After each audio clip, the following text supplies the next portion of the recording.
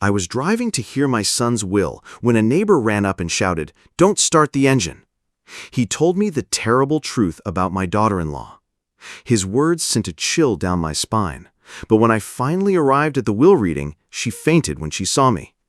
Before we continue, please subscribe to the channel and write in the comments what time it is where you are now. Seth, don't start that engine. My hand froze on the car door handle. Garrett's voice cut through the peaceful morning air like a knife through silk. I turned to see my neighbor sprinting across his perfectly manicured lawn, still in his bathrobe and slippers, panic etched across his weathered face. I had been adjusting my black tie in the rearview mirror moments before, preparing mentally for the will reading. Martin's will, my son's final words to this world. The formal suit felt heavy on my shoulders, like armor for a battle I never wanted to fight. "What's wrong, Garrett?" I stepped back from the sedan, keys trembling slightly in my grip. He reached my driveway, breathing hard. "Last night at 11:30, I saw Helen by your car.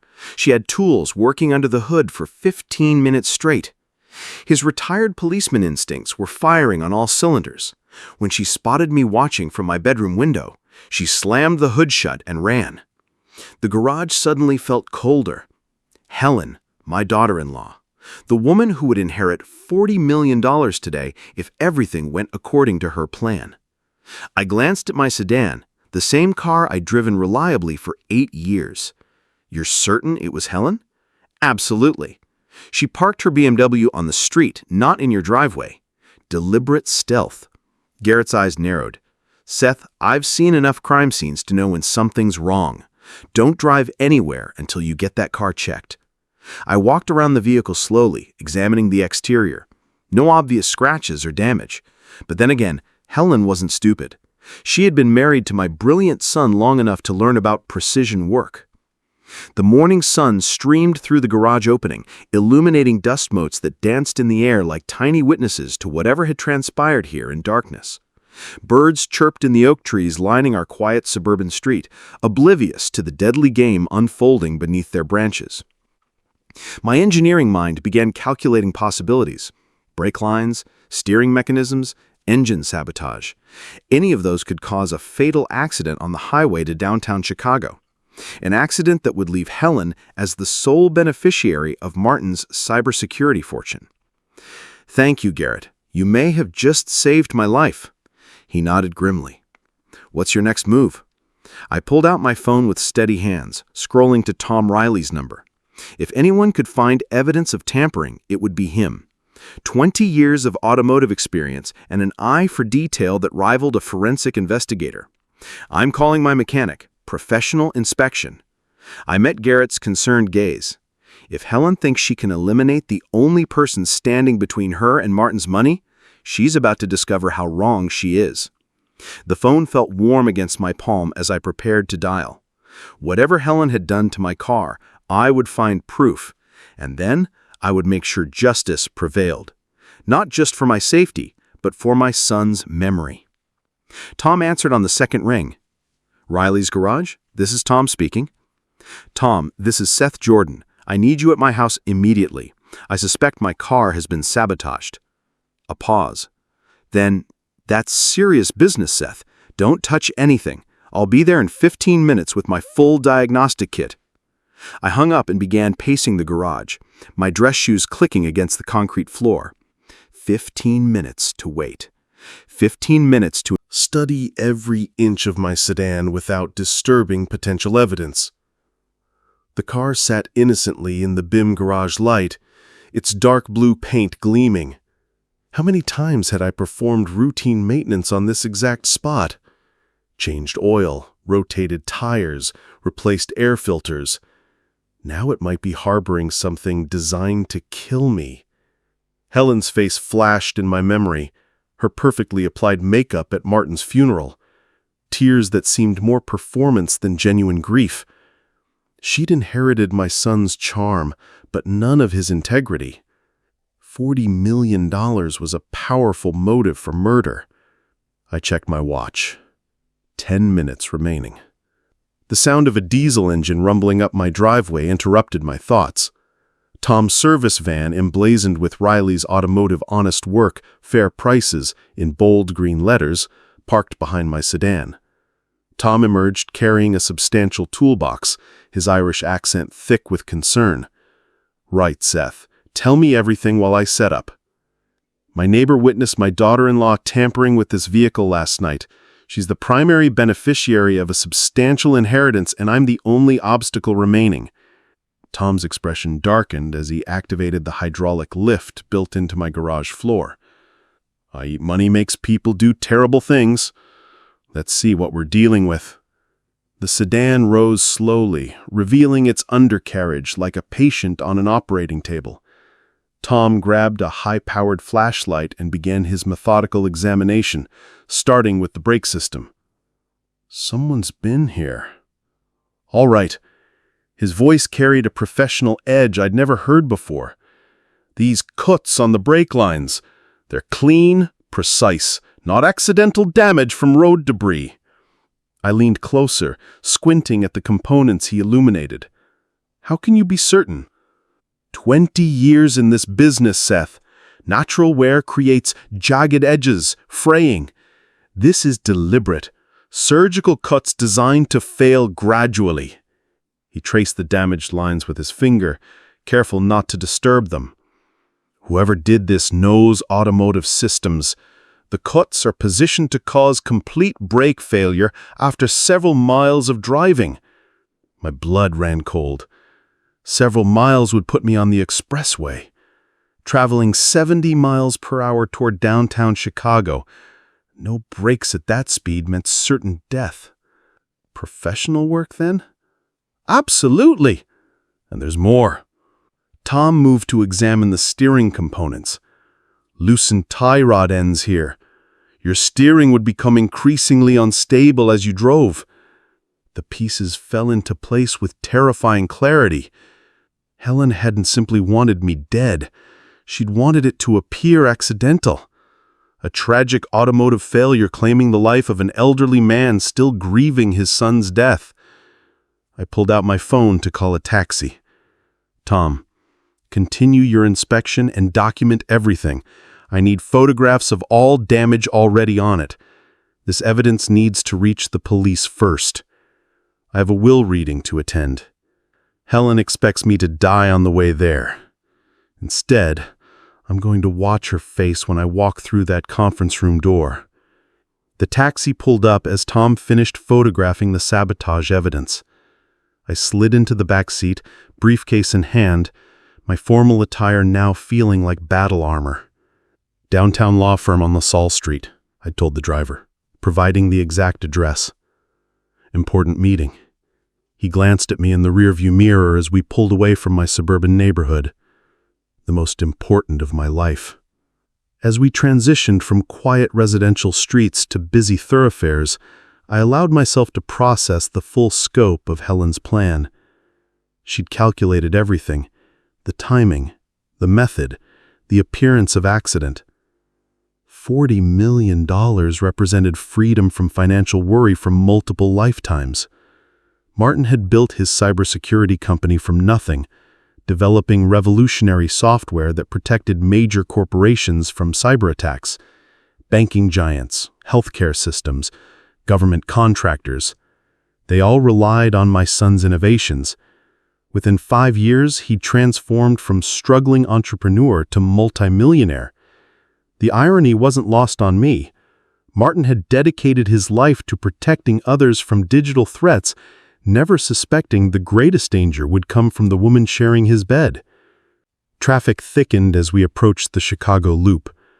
Glass towers stretched toward gray clouds, their windows reflecting the morning sun like 1,000 eyes watching our progress. The taxi wove between delivery trucks and commuter vehicles, each mile taking me closer to confrontation.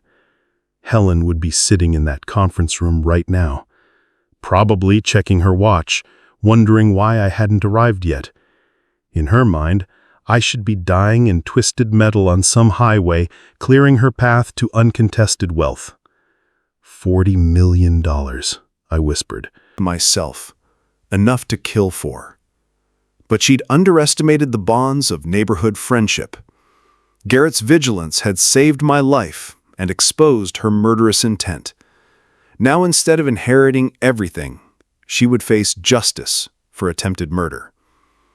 The taxi turned onto LaSalle Street, heading toward the gleaming tower housing Reynolds, Mitchell, and Associates. Through the windows, I could see other formally dressed people entering the building. Lawyers, executives, people whose lives revolved around money and power. Martin had been different.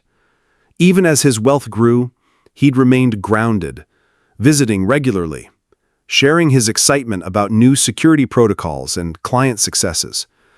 He'd worked 18-hour days, not from greed, but from genuine passion for protecting others. Helen had never understood that drive. She saw only the financial results: expensive restaurants, luxury vacations, designer clothing. When Martin became ill, her concern had been performative, her grief calculated. "Here we are, sir. That'll be $43. I handed him $50 and stepped onto the sidewalk, looking up at the imposing structure before me. Somewhere inside, Helen was waiting, confident in her scheme's success. She was about to discover that Seth Jordan wasn't so easily eliminated. Walking through the revolving door, I felt my son's presence like a guiding hand on my shoulder. Today, justice would prevail. Today, Martin's legacy would be protected from the woman who'd betrayed his trust and threatened his father's life. The elevator doors opened before me like gates to a battlefield I was finally ready to enter. Downtown Chicago rose around the taxi like a concrete forest, each glass tower reflecting fragments of morning light. I settled deeper into the worn leather seat, pulling out my phone to review the medical documents I'd photographed weeks ago. Martin's health records told a disturbing story. March 28th. First complaint of fatigue and stomach discomfort. April 2nd. Severe nausea, rapid weight loss. April 18th. Dead. 3 weeks. Healthy 42-year-old men didn't simply waste away in 3 weeks. I scrolled through the chronology, my engineer's mind cataloging inconsistencies. Martin had always been meticulous about his health, regular checkups, exercise routine, preventive care. The medical timeline made no sense. Unknown gastrointestinal complications. The death certificate read unknown, as if modern medicine couldn't identify what killed a previously healthy man in the prime of his life. Helen had controlled every aspect of his medical care. She'd insisted on specific doctors, private treatment facilities, limited visiting hours. Even I, his father, had been restricted to brief, supervised visits during his final days. My phone buzzed with a text message from that final week. "Dad, if something happens to me, be careful with Helen." I dismissed it as morphine-induced paranoia. Terminal patients often developed suspicious thoughts about caregivers. But now, with brake lines severed in my garage, Martin's warning carried deadly weight. The taxi wove through downtown traffic, passing familiar landmarks that seemed foreign now. Everything looked different when viewed through the lens of murder. Martin's cybersecurity company had made him wealthy beyond imagination. Government contracts, banking security, healthcare protection systems. His software safeguarded billions of dollars in digital assets. Helen had married into that fortune, but she'd never understood the work behind it.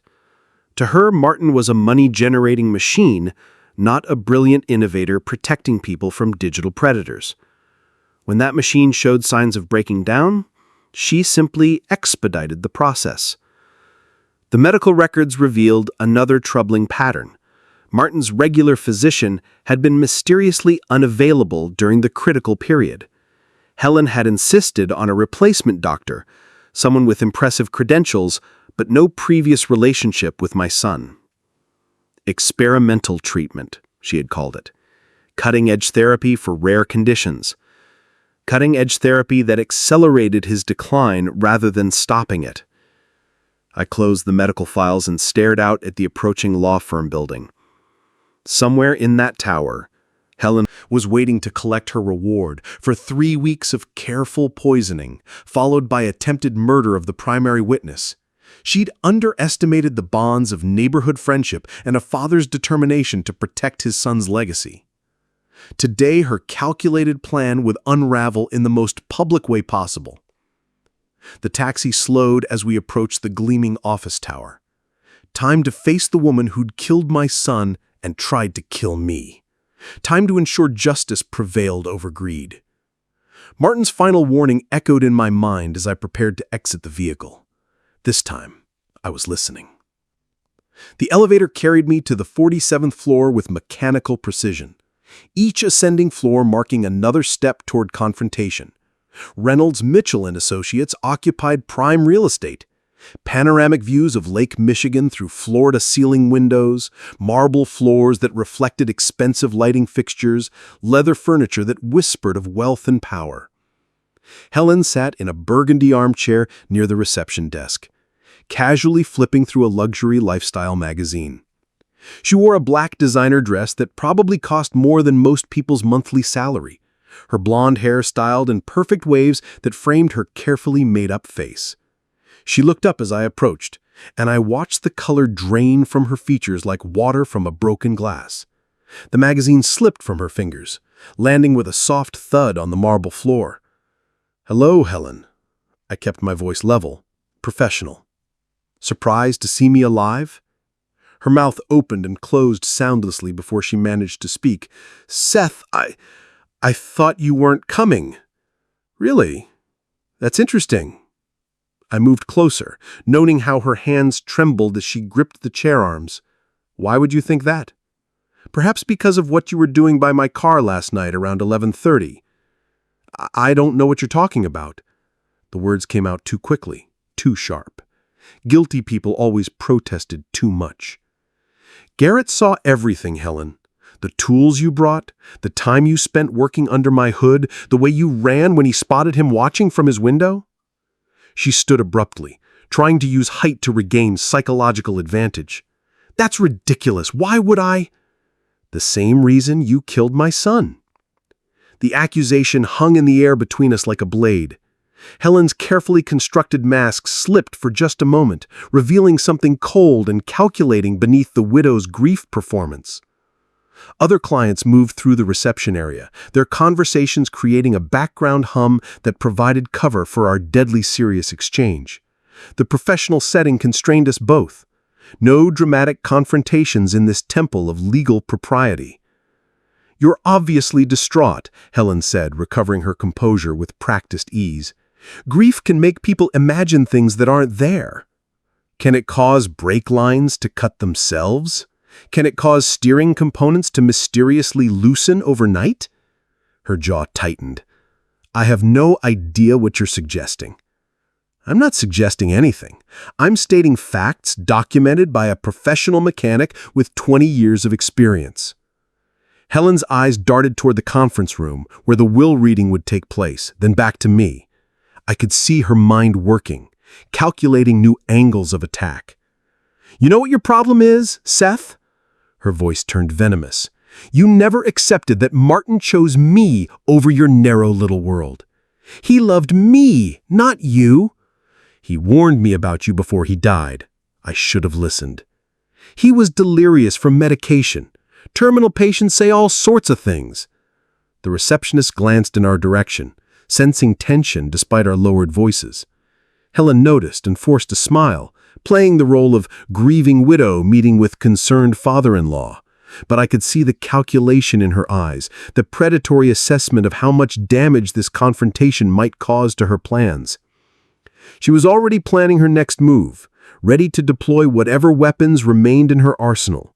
The conference room beckoned behind frosted glass doors, where lawyers waited with documents that would determine the distribution of $40 million. Helen thought she knew how this story ended, about to discover how wrong she could be. Helen moved toward the panoramic windows overlooking Lake Michigan, using the spectacular view as a backdrop for what she clearly believed would be her moment of triumph. The morning sun cast long shadows across the reception area, and she positioned herself where the light would frame her like a portrait of victory. "You know what, Seth?"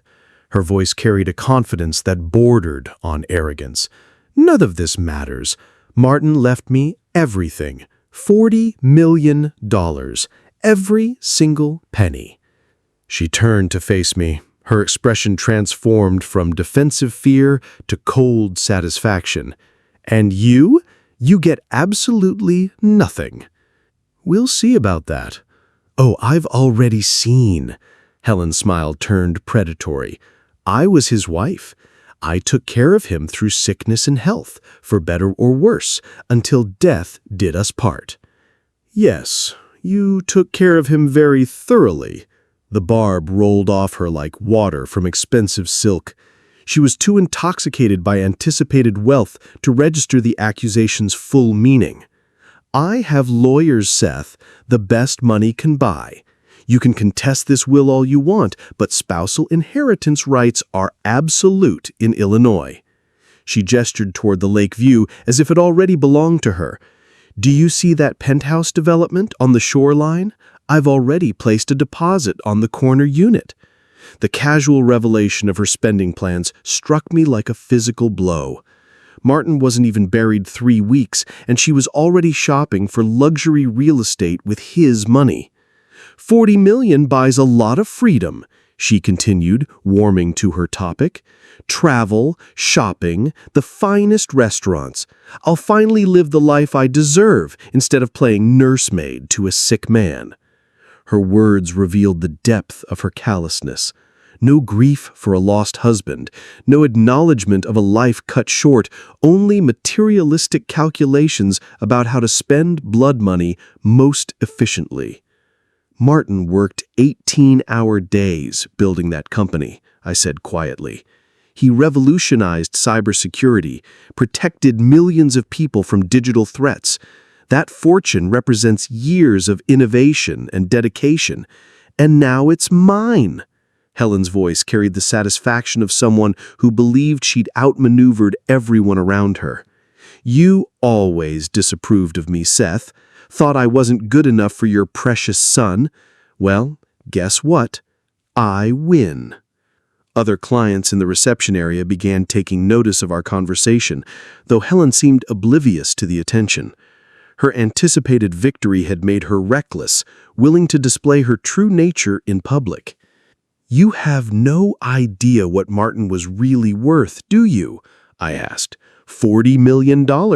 I know exactly what he was worth. "And I have truth." Helen laughed, a sound like breaking glass. "Truth doesn't pay for penthouse apartments or European vacations. Money does. And in about 10 minutes, I'll have all the money I could ever need." She moved closer, lowering her voice to a whisper meant only for me. "You want to know a secret, Seth? Martin never loved you as much as you think. He complained about your interference constantly, said you were a bitter old man who couldn't accept that he'd moved on with his life."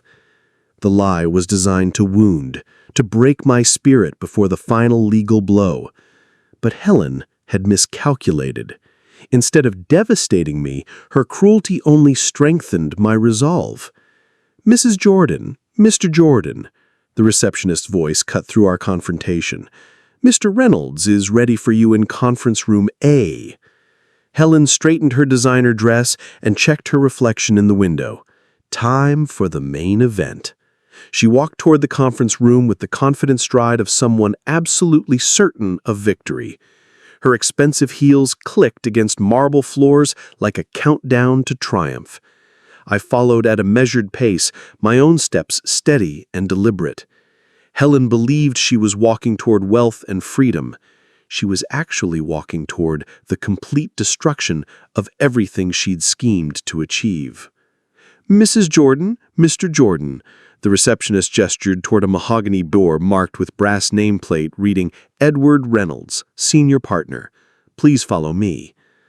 Edward's private office commanded an impressive view of Lake Michigan. Floor-to-ceiling windows, leather-bound legal volumes lined the walls, and his massive desk bore the weight of what appeared to be substantial documentation.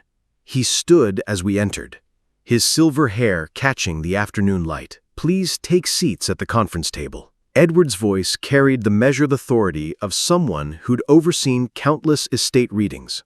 "Before we begin, I must verify identities and review the proper legal protocols." Helen chose the chair facing the window, positioning herself where the natural light would frame her expected moment of triumph. I sat across from her, noting how she had arranged her designer purse and removed her smartphone, apparently preparing to document her windfall. The last will and testament of Martin Jordan, properly executed and notarized on April 1st, 2025. Edward opened an official-looking folder with practiced precision. All legal requirements have been satisfied, including 3 independent witnesses and state certification. April 1st, 2 weeks before Martin's death. He'd been weak, but mentally sharp, still capable of making crucial decisions about his legacy. Martin was very specific about his intentions, Edward continued, adjusting his reading glasses. He wanted to ensure his father's welfare above all other considerations. Helen's confident smile never wavered. She probably assumed this meant a generous provision for my retirement, while she claimed the bulk of the estate. I quote directly from the document. "I hereby leave my entire estate, valued at approximately $40 million, including all assets, properties, investments, and business holdings, to my father, Seth Jordan, in recognition of his lifelong guidance and support." The words hit Helen like a physical blow. Her face went ashen, and she gripped the edge of the conference table as if the room had suddenly tilted. "What?" The word escaped her lips as barely a whisper. That's impossible." Edward continued reading with professional detachment. Furthermore, Martin included a personal addendum to be shared specifically with you, Seth. He withdrew a sealed envelope from the folder. In his own handwriting, "Dad, be careful with Helen. I believe she may try to harm you to claim the inheritance. Trust your instincts about her true nature." The letter trembled in my hands as I read my son's final warning. He'd known. Despite his illness, despite Helen's careful performance, Martin had seen through her facade and taken steps to protect me. Helen stared at the documents as if they were written in a foreign language. "This can't be legal. I am his wife. Spousal inheritance rights are superseded by properly executed testamentary documents," Edward interrupted calmly. "Illinois law permits testators to distribute their estates according to their wishes, provided all legal requirements are met. But $40 million? Helen's voice cracked with disbelief. "Goes entirely to Mr. Seth Jordan, as clearly specified in multiple places throughout the document." I watched Helen's carefully constructed world collapse in real time. All her scheming, her calculated kindness during Martin's illness, her murderous plans, all rendered meaningless by my son's foresight and love. Martin had seen her true nature and protected me from beyond the grave. Helen's hands shook as she reached toward the documents, as if touching them might change their content. Helen's shock crystallized into pure rage. She shot up from her chair so violently it toppled backward, clattering against the polished hardwood floor. "This is impossible." Her voice rose to a near shriek. "The will is forged. I'll prove it." Edward remained seated, his calm professionalism a stark contrast to her hysteria. The document was notarized and witnessed by 3 independent parties, including Martin's personal physician and longtime business associate. "I don't care." Helen lunged across the conference table, her manipulated fingers clawing toward the legal documents. "Give me those papers." Edward smoothly gathered the documents and moved them beyond her reach. "Mrs. Jordan, please compose yourself. These are certified copies. The originals are secured in our vault." Concerned wife, the charming socialite. What remained was a desperate woman whose carefully laid plans had exploded in her face. I'll contest this will. You'll never see a penny of that money." She whirled to face me, her eyes blazing with fury. "I spent 3 years married to your pathetic son. I earned that inheritance." "Earned it?" I stood slowly, my voice deadly quiet. "By poisoning him." The accusation hung in the air like a blade. Helen's face went white, then flushed crimson as rage overtook shock. "You can't prove anything. Martin was sick." "Healthy men don't die in 3 weeks from unknown complications." I moved closer, watching her back toward the window. "But you knew that, didn't you? You knew exactly what you were giving him." Helen grabbed for the documents again, this time managing to snatch one page before Edward could stop her. She began tearing at it frantically, but the heavy legal paper resisted her efforts. "This won't change anything," Edward said calmly, reaching for his desk phone. "As I mentioned, these are copies." "I want those originals!" Helen screamed, throwing the torn fragments at my feet. "I want every copy destroyed." "Security?" "Yes, this is Edward Reynolds in conference room A. I need assistance with an unstable client." Helen spun toward the door, as if planning to escape, then back to the windows, trapped like a caged animal. The wealthy widow persona had been replaced by something feral and desperate. "You think you've won?" She pointed a trembling finger at me. "I'll fight this in court for years. I'll tie up every dollar until you're dead." "Run, Helen." I kept my voice steady, controlled. "Justice will catch up with you eventually." 2 security guards appeared in the doorway, their presence immediately changing the room's dynamic. Edward gestured toward Helen with professional courtesy. "Please escort Miss Jordan from the building. She's no longer welcome in our offices." As the guards approached, Helen made one final desperate grab for Edward's briefcase, but her expensive heels betrayed her balance. She stumbled. Her dignity is shattered as her schemes.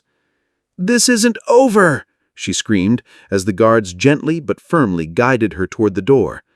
"I'll destroy all of you!" The conference room fell silent except for the distant sound of Helen's protests echoing down the corridor. Edward straightened his tie and began gathering the scattered document fragments. "Well," he said with considerable understatement, "that could have gone more smoothly." I sank back into my chair, processing the magnitude of what had just occurred. My son had protected me from beyond the grave, and Helen's true nature had been exposed for all to see. The war was far from over, but the first major battle belonged to justice. Edward closed the conference room door and returned to his desk, the professional calm settling back over his office like dust after a hurricane. He methodically arranged the scattered legal documents, his movements precise despite the chaos Helen had attempted to create. "I must apologize for that outburst. In 30 years of estate law, I've rarely witnessed such a violent reaction to testamentary proceedings." She expected to walk away with $40 million. I remained seated, processing the emotional whiplash of the last hour. That's a powerful motivation for delusion. My phone buzzed against the conference table. Tom Riley's name appeared on the screen, and I remembered his promise to complete his automotive investigation. "Tom, what did you find?" "Seth, you need to hear this." His Irish accent carried urgency that made my pulse quicken. This wasn't just sabotage. This was attempted murder with professional-grade execution. Edward looked up from his document organization, clearly hearing both sides of the conversation in the quiet office. "Explain exactly what you discovered." "Your brake lines were cut with surgical precision, not random damage, not amateur work."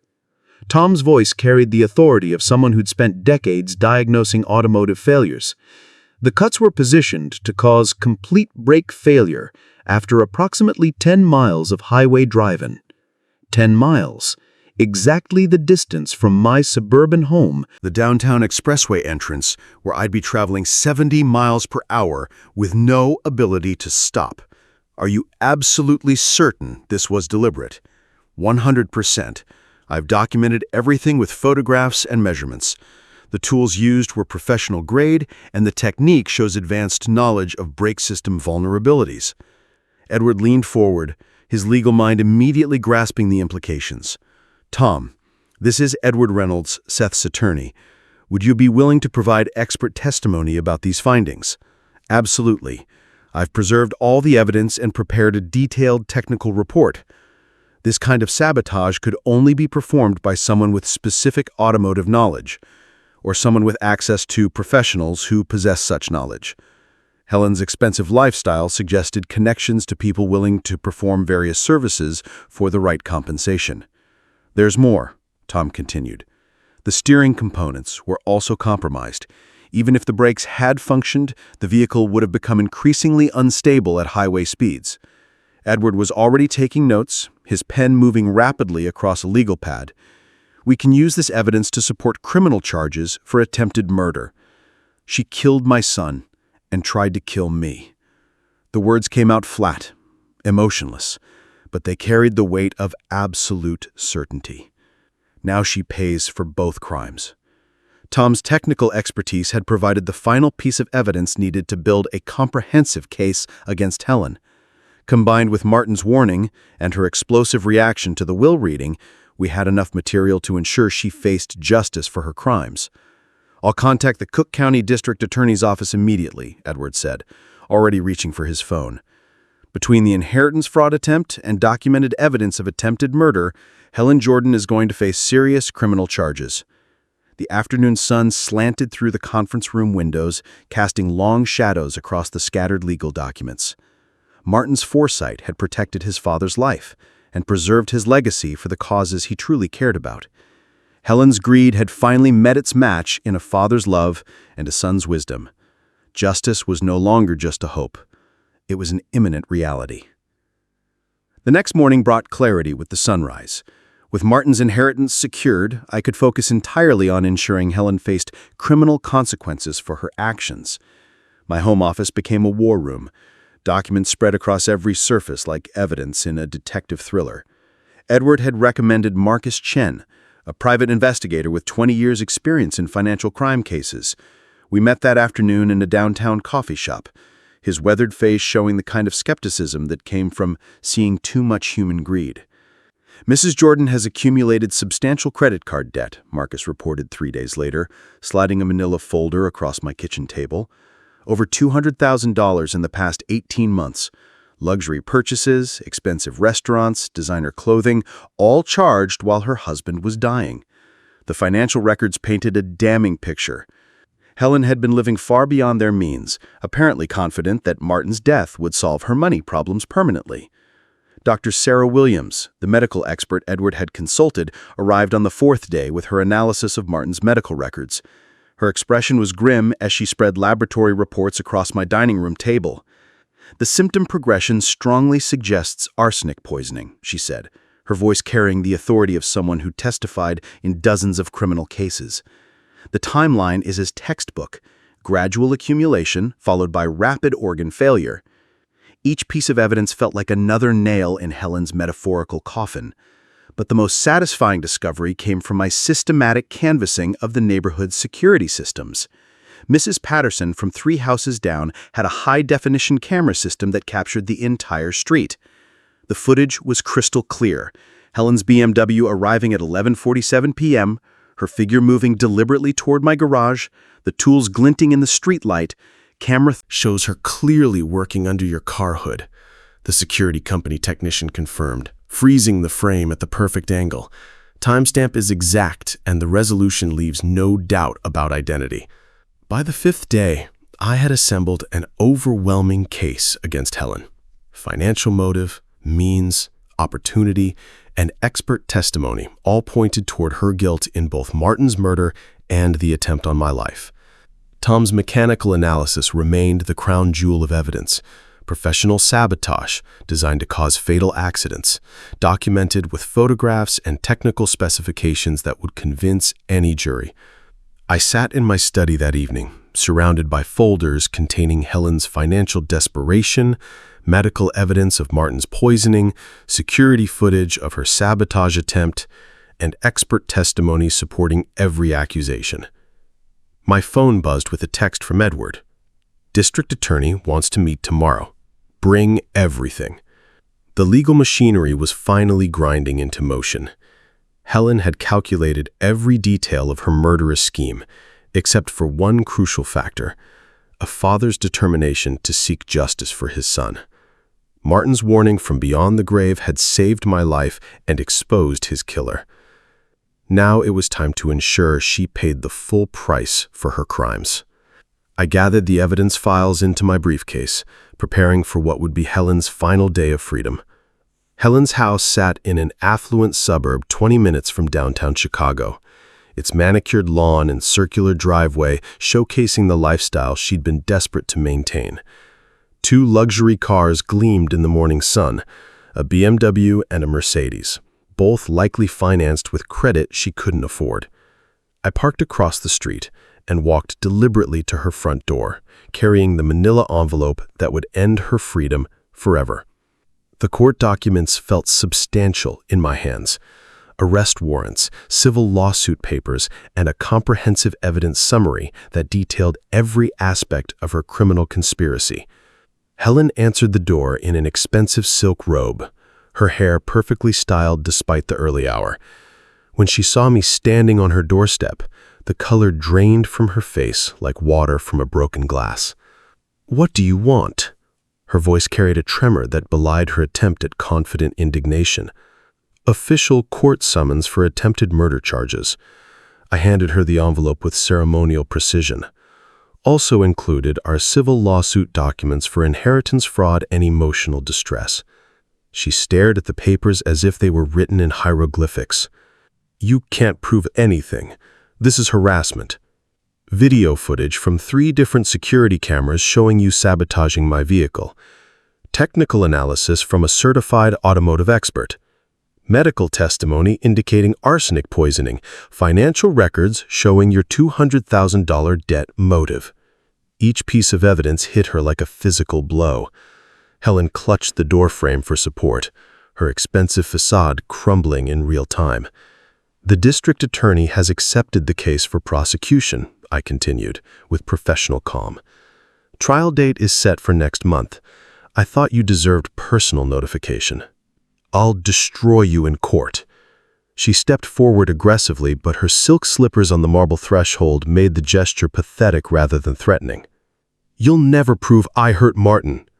Dr. Sarah Williams will testify about arsenic poisoning symptoms. Marcus Chen will present your financial desperation. Tom Riley will explain how professional automotive sabotage works." I kept my voice steady, letting the facts speak for themselves. The evidence speaks quite clearly. Helen's eyes darted around her expensive neighborhood, perhaps calculating whether any neighbors were witnessing her public humiliation. The morning sun highlighted every line of panic etched across her carefully maintained features. "You think you've won?" Her voice rose to a near shriek. "I'll appeal everything. I'll tie this up in court for years." "You already destroyed yourself, Helen. This just makes it official." She clutched the legal documents against her chest like armor that might somehow protect her from the consequences of her actions. But we both knew the truth. Her carefully crafted world was about to come crashing down, and I was determined to be there to witness the moment she finally faced music of evil new Constructed world was collapsing, and no amount of designer clothing or expensive lawyers could rebuild it. "Martin warned me about you," I said quietly. "I should have listened sooner." Helen slammed the door with enough force to rattle the expensive glass panels. Through the window, I could see her sinking onto the marble floor, still clutching the papers that would send her to prison.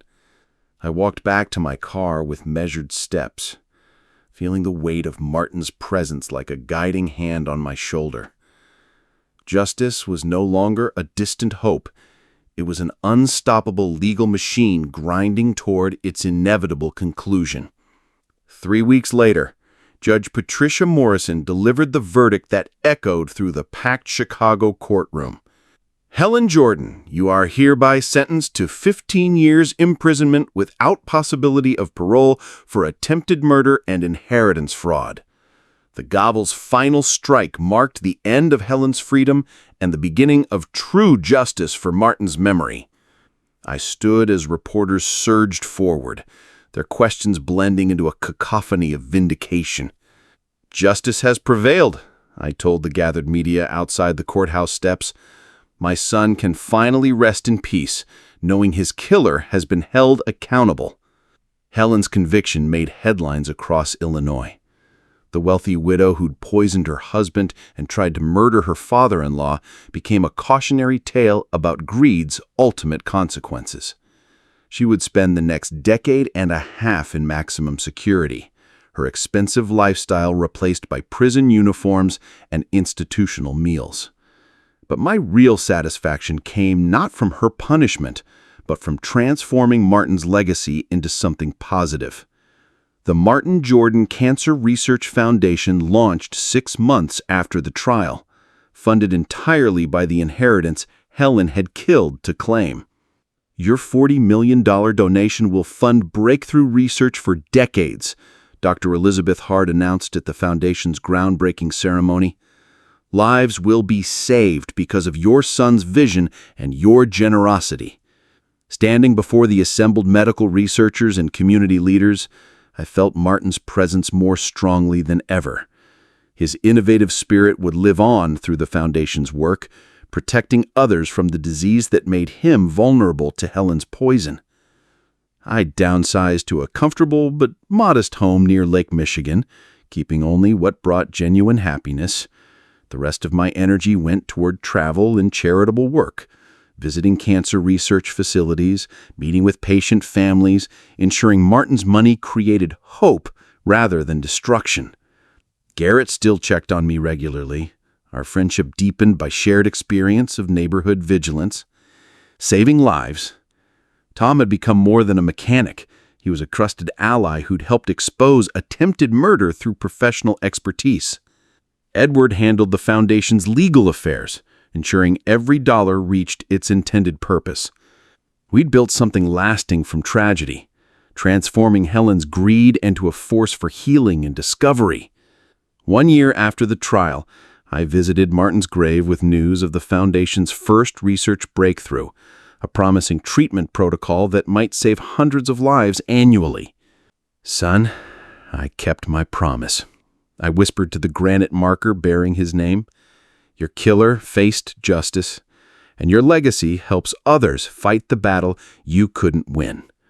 From tragedy had come purpose, from loss had emerged hope. Helen's attempt to destroy our family had instead created something beautiful and enduring, a testament to love conquering greed, justice prevailing over evil, and a father's determination to honor his son's memory. The inheritance she'd killed for now funded the research that might have saved Martin's life. In the end, that seemed like the perfect form of poetic justice. If you like this story, please like this video, subscribe to the channel, and share your impressions of this story in the comments. To listen to the next story, click on the box on the left. Thank you for watching.